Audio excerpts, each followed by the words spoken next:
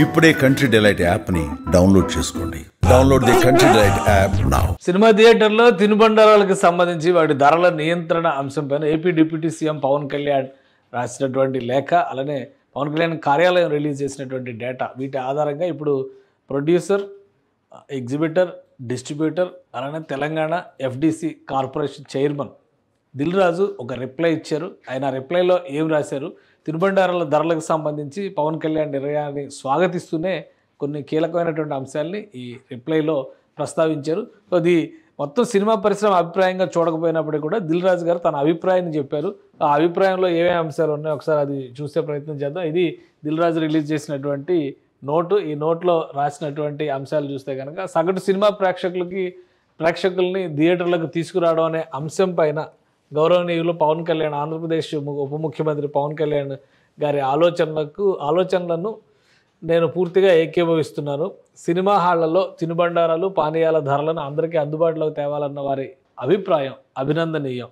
దీనిని మనందరం స్వాగతించి కలిసికట్టుగా ముందుకు సాగుదాం. ఇక్కడ వరకు బాగానే ఉంది. పవన్ కళ్యాణ్ గారు చెప్పినటువంటి అంశాలకి మద్దతుగా నిలిచారు. ఇక్కడి నుంచే అసలు కథ మొదలైంది. ఇందులో కొన్ని ప్రస్తావనలు ప్రత్యేకంగా చేశారు థియేటర్ల నుంచి. అలాగే థియేటర్ల నుంచి ఓటీటీ ప్లాట్ఫామ్స్కి సినిమాలు త్వరగా వెళ్తుండడంతో ప్రేక్షకులు ఓటీటీ వైపునకి మొగ్గు చూపుతున్నారు.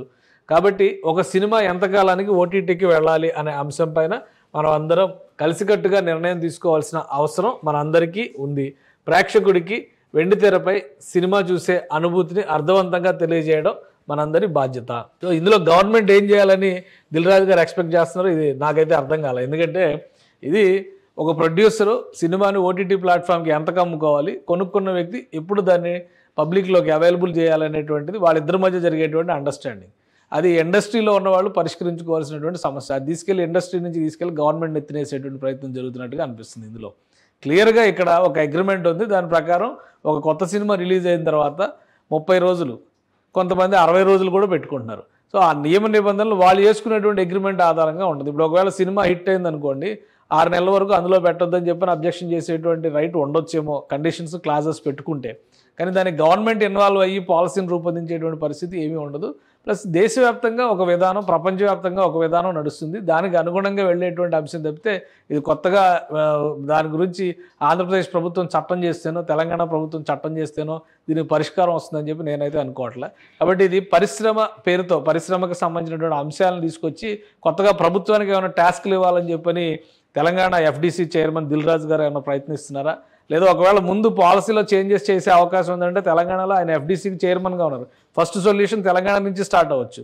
మరి అక్కడ ఎందుకు వదిలేశారు? ఇప్పుడు ఆంధ్రప్రదేశ్ ఉప ముఖ్యమంత్రి రైజ్ చేసినటువంటి అంశాలకి కొనసాగింపుగా దానికి ఒక లింక్గా ఇవి ఎందుకు చెప్పారనేది దిల్ రాజు గారికి తెలియాలి. ఇక ప్రభుత్వాన్ని వ్యక్తిగతంగా కాకుండా ఫిలిం ఛాంబర్ ద్వారా మాత్రమే సంప్రదించాలనే సూచన పరిశ్రమకు శాశ్వత దిశనిస్తుంది. అందుకే తెలుగు చిత్ర పరిశ్రమ ప్రభుత్వాలతో కలిసి ముందుకు సాగాలి. ఈ దిశగా ముఖ్యమైన తొలి అడుగులు వేసిన గౌరవనీయులు పవన్ కళ్యాణ్ గారికి ప్రత్యేక కృతజ్ఞతలు.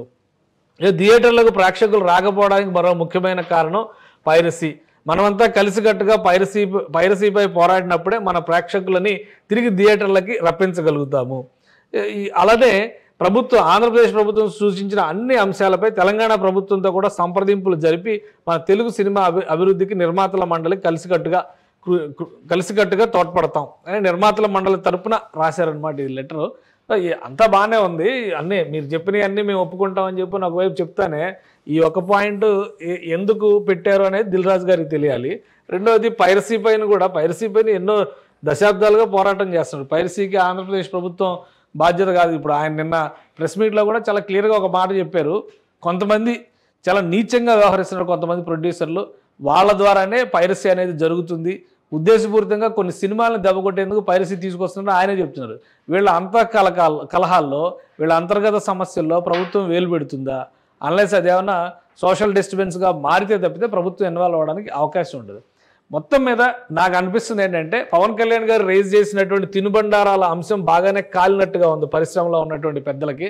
ఎందుకంటే ఆ నలుగురు కంట్రోల్లో ఎవరైతే థియేటర్లను మేనేజ్ చేస్తున్నారో వాళ్ళ కంట్రోల్లోనే ఈ రేట్ కార్డు, వీటి అమ్మకాలు, వీటి నిర్ణయాలు అన్నీ కూడా వాళ్ళ కంట్రోల్లోనే ఉన్నాయన్నది మాత్రం వాస్తవం.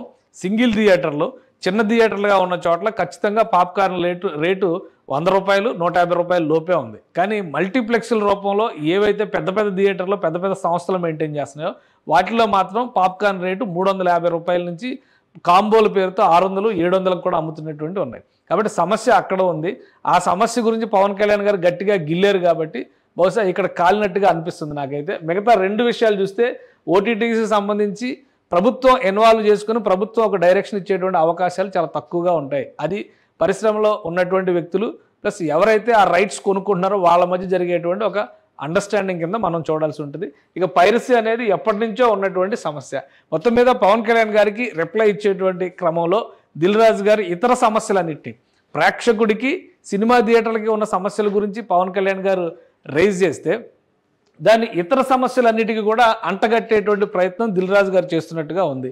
ఓటీటీని ఇందులో ఇన్వాల్వ్ చేయడం, పైరసీని ఇన్వాల్వ్ చేయడం, ఇవన్నీ కూడా ఏ సమస్యలకైతే ఆయన పరిష్కారం చూపించాలని అనుకున్నారో ఆ సమస్యల్ని చిన్నవిగా చేసి ఈ సమస్యలను పెద్దగా చేసి, ఎందుకంటే ఇవన్నీ ప్రొడ్యూసర్స్ సమస్యలు కాబట్టి ఆయన నిర్మాతల మండలి తరపున రిప్రజెంట్ చేస్తాం అనేటువంటి మాట చెప్పారు. కాబట్టి అలాంటివి ఏమన్నా ఉంటే వాళ్ళ ఆర్గనైజేషన్ తరపున ప్రయత్నాలు చేయొచ్చు. కానీ ఇప్పుడు పవన్ కళ్యాణ్ గారు రైజ్ చేసినటువంటి అంశాలు ప్రేక్షకులకి, థియేటర్లకి, ముఖ్యంగా సింగిల్ ఎగ్జిబిటర్స్గా ఉండేటువంటి సింగిల్ థియేటర్ ఎగ్జిబిటర్లుగా ఉన్నటువంటి వాళ్ళకు వస్తున్నటువంటి ప్రధాన సమస్యలను పరిష్కరించేటువంటి అంశం.